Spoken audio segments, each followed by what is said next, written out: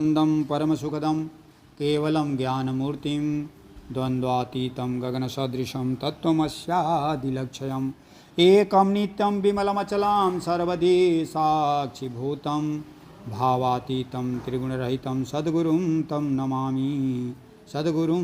नमामि गुरु को मानुष जानते ते नर कहिए अंध होए दुखी संसार में आगे यम के फंद।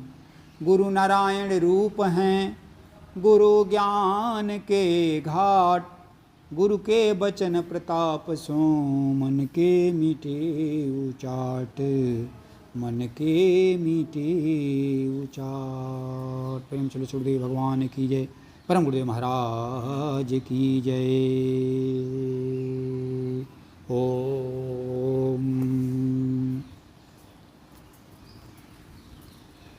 कल के सत्संग में आया था कि सद्गुण सदाचार सुख सुविधा कृपा सिंधु तेरे हैं। जितने दोष दिखते इस जग में सबके सब मेरे हैं। सद्गुण सदाचार सुख सुविधा कृपा सिंधु तेरे हैं। गीता घाट बाबा कहते हैं कि सृष्टि में जो दोष दिखाई दे रहा है वह मेरे यानी कि वह मनोमय पुरुष का है। और जितने भी सद्गुण हैं, जितने भी सद्विचार हैं, जितने भी गुण हैं, वे सारे उस परमात्मा के हैं। जीव का स्वभाव होता है कि वह दूसरे में दोष देखता है। दोष देखने का उसका स्वभाव होता है। नहीं चाहने पर भी दोष दिखाई देता है। इसलिए साधकों और भक्तों को विशेष रूप से सजग किया गया है कि दोष यदि देखना ही है तो आपके अंदर इतने दोष हैं कि आप उसको देखते रह जाएंगे।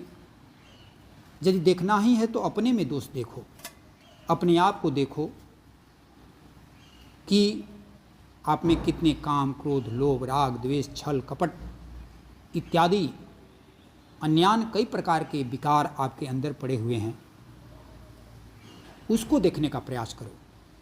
कहीं भी शास्त्र में या किसी महापुरुष ने ऐसा नहीं कहा है कि आप किसी दूसरे में दोष देखिए।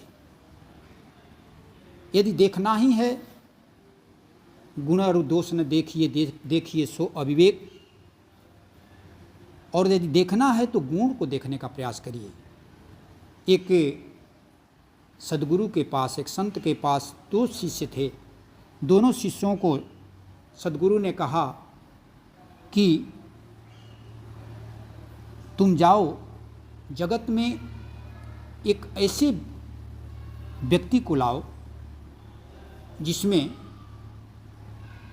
गुण ही गुण है, अच्छाई ही अच्छाई है। दूसरे से कहा कि तुम जाकर के ऐसे व्यक्ति को लाओ जिसमें दोष ही दोष है, माने अवगुण ही अवगुण है, ऐसे व्यक्ति को लाओ। दोनों शिष्य जगत में गए और जगत में जाकर के उन्होंने वो देखने लगे। पहला शिष्य आया, उसने कहा कि महाराज, जगत में कोई भी ऐसा व्यक्ति नहीं मिला जिसमें दोष न हो। यानी दोष से सारा सृष्टि जो है दोषमय है। हर व्यक्ति में कोई ना कोई दोष है। और दूसरा व्यक्ति आया, उसने कहा कि महाराज, सृष्टि में सब में अच्छाई है, कोई भी ऐसा नहीं है जिसमें अच्छाई नहीं है। सब में कुछ ना कुछ गुण है, कुछ न कुछ अच्छाइयाँ हैं। यानी सृष्टि एक है, देखने वाले दो हैं। एक को अच्छाई ही अच्छाई दिख रहा है और एक को दोष ही दोष दिखाई दे रहा है। तो ऐसे ही देखने की जो क्रिया है, दृष्टि को ज्ञानमय करके जगत को ब्रह्ममय देखने का प्रयास करता है भक्त और साधक। दृष्टि में दोष है, सृष्टि में दोष नहीं है। हमारा जब दृष्टि दोषमय हो जाएगा, यानी कि निर्दोषमय हो जाएगा, दोषमय नहीं निर्दोषमय हो जाएगा, जब हमारी दृष्टि में दोष नहीं रहेगी, तब यह जगत में दोष नहीं दिखाई देगा। बाहर दोष दिखाई दे रहा है, इसका प्रमाण है कि हमारे अंदर अभी वो दोष है, तभी बाहर में दोष दिखाई दे रहा है, लोगों में दोष दिखाई दे रहा है कि यह अच्छा है, बुरा है, ये अच्छा कर रहा है, बुरा कर रहा है। यानी कि इस प्रकार के द्वंद्व चलता रहता है।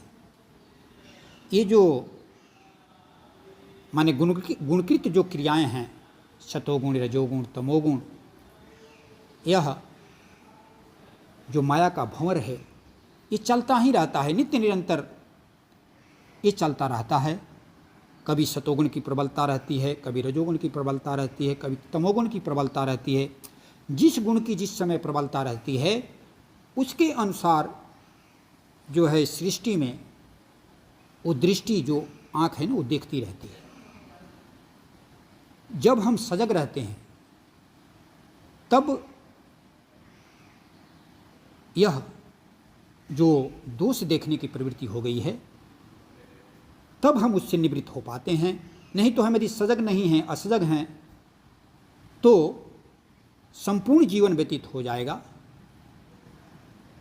यह जितने अवधि के लिए शरीर आया है, ये अवधि समाप्त हो जाएगी, लेकिन हम दोष दर्शन से रहित नहीं हो पाएंगे। जब दोष दर्शन से रहित तभी हो पाएंगे जब हमारी दृष्टि आत्मदृष्टि रहेगी, ब्रह्म दृष्टि रहेगी, जब यम नियम का संपूर्णता से पालन करेंगे। जिसको जो सेवा मिल गई है वो सेवा करेगा और गुरु के सिद्धांत में प्रतिष्ठित रहेगा। नवधा भक्ति में भी भगवान कहते हैं कि सातों सममहि मैं जग देखा, मोते अधिक संत करि लेखा, आठों जथा लाभ संतोषा, सपने हूँ नहीं देखूं परदेसा।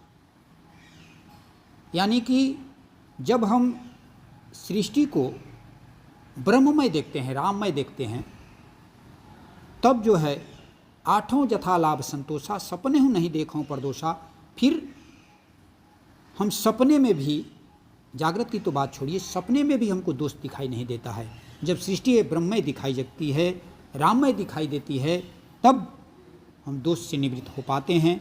नहीं तो यह दोष जो देखने की प्रवृत्ति बन गई है, जब हम दूसरों को देखते हैं तो स्वयं को नहीं देख पाते हैं।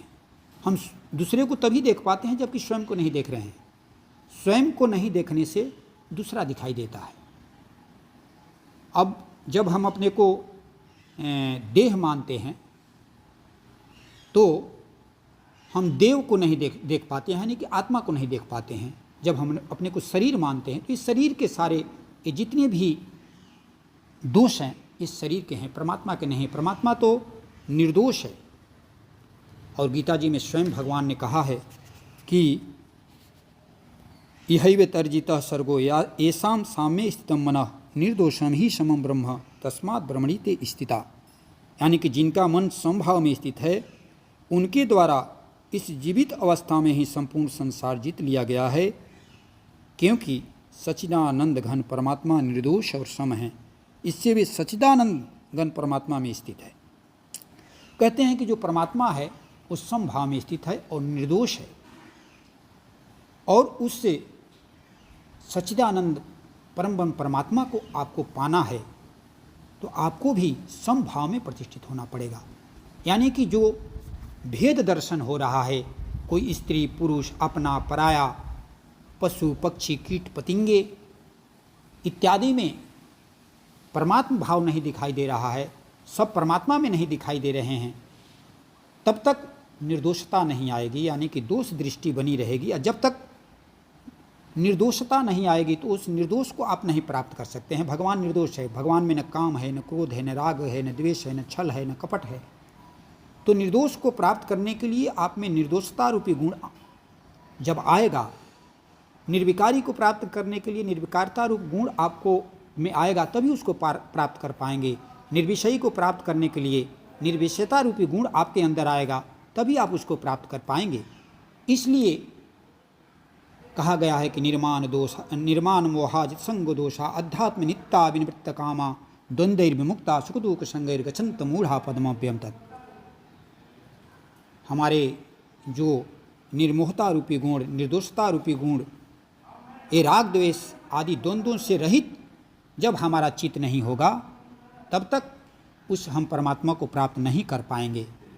इसलिए हम लोगों को जो भी साधक गण हैं, जिसने परमात्मा के लिए घर द्वार संसार हम लोगों ने छोड़ा है और जिस परमात्मा के लिए हम लोग